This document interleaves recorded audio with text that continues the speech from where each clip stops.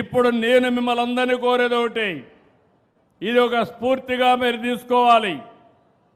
మీ ప్రాంతాల్లో భూగర్భ జలాలు పెంచాలి.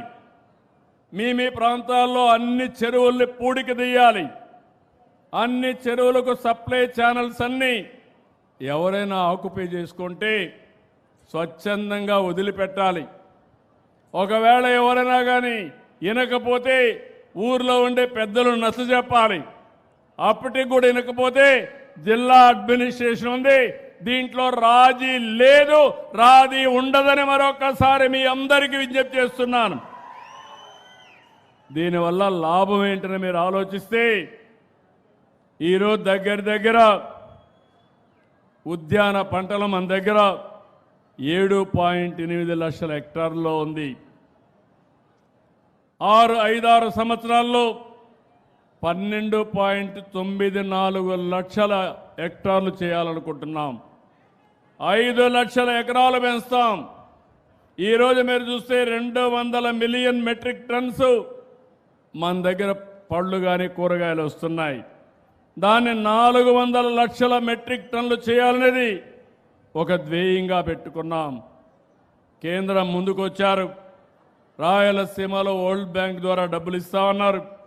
ఉత్తరాంధ్రకి ఇంకో పక్క పూర్వోదయలు ఇస్తా అన్నారు. అవన్నీ కూడా తీసుకొస్తామని చెప్పి కూడా నేను మీకు తెలియజేస్తున్నా. ఇది ఒకటే కాదు, నేను ఒక విషయం మీ అందరికీ చెప్పాలి. ఒక పక్క నీరు రావాలి, వ్యవసాయం బాగుపడాలి. ఇంకో పక్క యువత, ఇప్పుడే అశ్వత్ రెడ్డి గారు చెప్పినట్టు ఈ రాష్ట్రంలో యువతకు ఉద్యోగాలు ఇప్పించే బాధ్యత, పరిశ్రమలు అభివృద్ధి చేసే బాధ్యత ఈ ప్రభుత్వానిది. అమరావతి ఇప్పుడే నేను చూశాను, అశ్వత్ రెడ్డి చాలా మంచి పని చేశాడు. నిన్నటి వరకు మనకు అడ్రస్ లేదు. ఈరోజు గర్వంగా మీ రాజధాని ఏదంటే నా రాజధాని అమరావతి అని చెప్పి ధైర్యం మనకు వచ్చింది.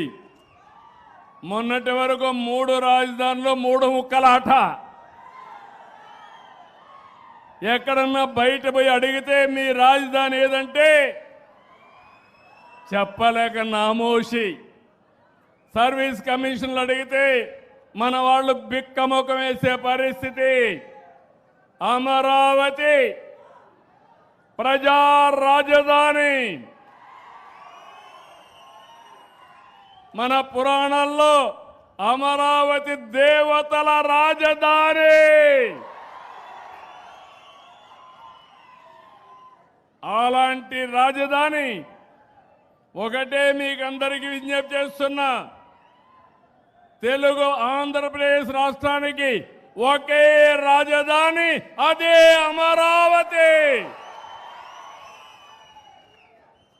దేశమంతా మనతో నిలబడ్డారు. అన్ని రాజకీయ పార్టీలు సపోర్ట్ చేశారు. 50 పార్టీలు ఉన్నాయి కేంద్రంలో.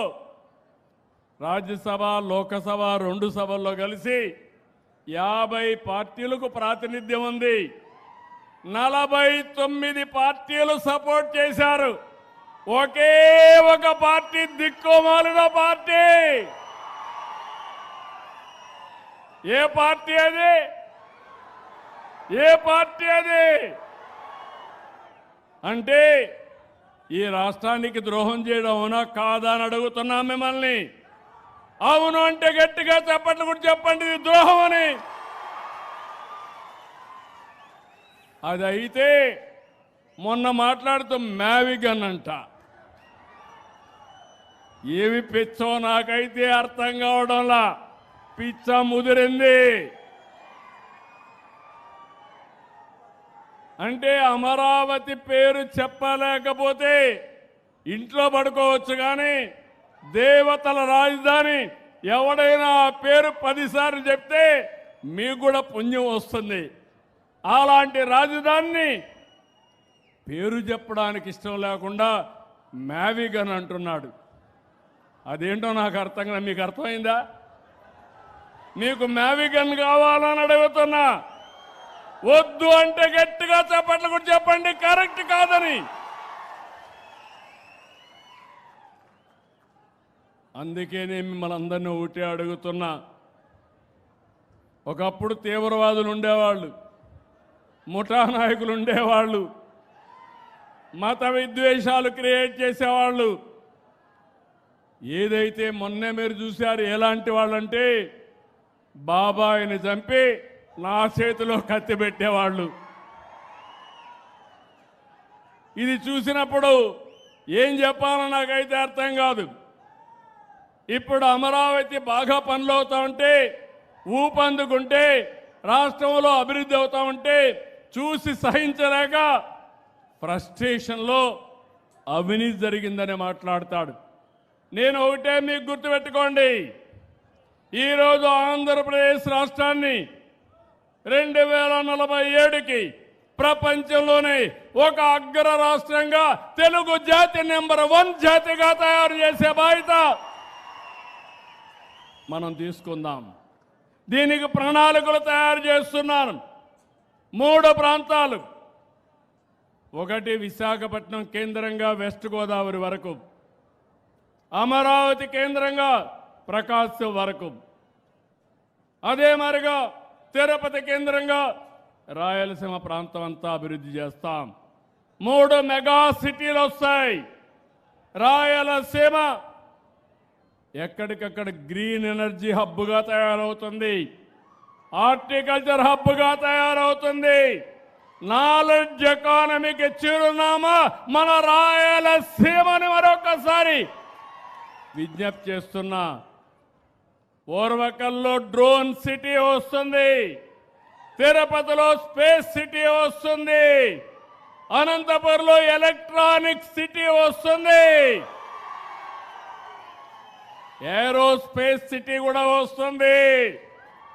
విమానాలు ఎక్కడో తయారు చేయడం కాదు, మన అనంతపురంలోనే, ఈ జిల్లాలోనే విమానాలు కూడా తయారు చేసే పరిస్థితికి వస్తారు.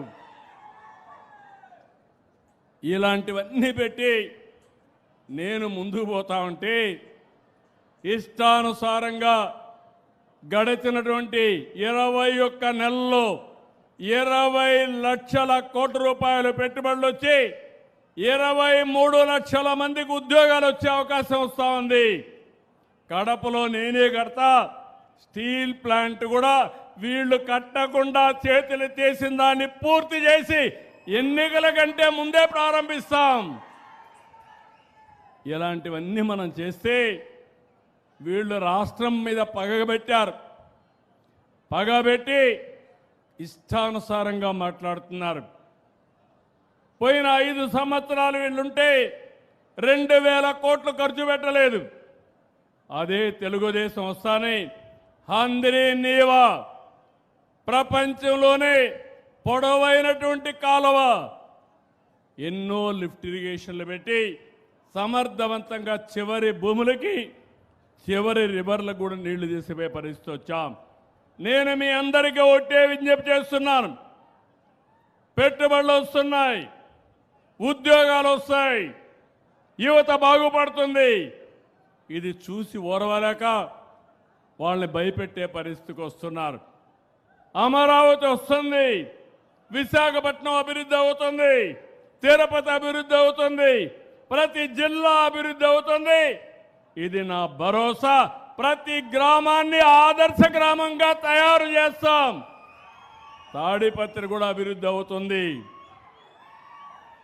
అదే మాదిరిగా నేను ఒకటే మిమ్మల్ని కోరుతున్నా,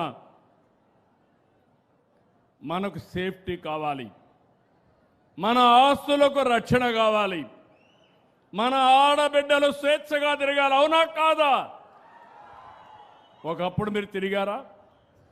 1924 బయట వచ్చారా? మీరు వచ్చారా అని మిమ్మల్ని అడుగుతున్నా. ఈరోజు నేను గ్యారంటీ ఇస్తున్నా, మా ఆడబిడ్డల జోలుకి ఎవరైనా వస్తే అదే చివరి రోజు మీకు. ఖబర్దార్, జాగ్రత్తగా ఉండండి. రెండోది, మీరు